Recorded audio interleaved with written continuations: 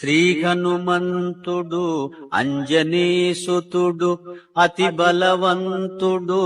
రామభక్తుడు లంకకు పోయి